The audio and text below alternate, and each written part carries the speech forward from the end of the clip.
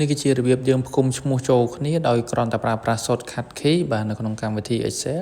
បាទខ្ញុំគ្រាន់ចុច Ctrl + E ទៅគឺវាផ្គុំឈ្មោះចូលគ្នាបាទអញ្ចឹងខ្ញុំមានជាឧទាហរណ៍ខ្លីមួយមានកូដនាមនិងនាមបាទឈ្មោះនៅពីរ column ផ្សេងគ្នាអញ្ចឹងខ្ញុំចង់ផ្គុំចូលគ្នាអញ្ចឹង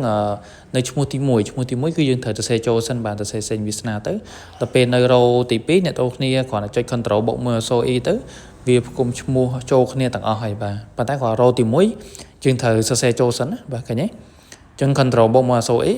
វាផ្គុំឈ្មោះចូលគ្នាឲ្យទាំងអស់ហ្មងហើយខ្ញុំចុច Ctrl Z back ថយក្រោយវិញធ្វើតែបាទអញ្ចឹងវិធីសាស្ត្រនេះគឺងាយស្រួលបាទយើងអត់ចាំបាច់ប្រើប្រាស់រូបមន្តទេបាទអាហ្នឹងគឺជាវិធីទី1សម្រាប់យើងផ្គុំឈ្មោះចូលគ្នាដល់ពេល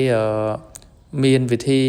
មួយទៀតបាទវិធីទី2នេះគឺតកតងទៅនឹងយើងបបែកឈ្មោះ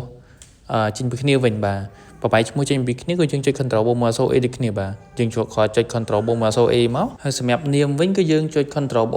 E ដូចគ្នាបាទកន្លែងនាមអញ្ចឹងដំបូងខ្ញុំឧទាហរណ៍បាទតារាងទី2យើងមាននាមនិងកូដនាមបាទឈ្មោះពេញអញ្ចឹងកន្លែង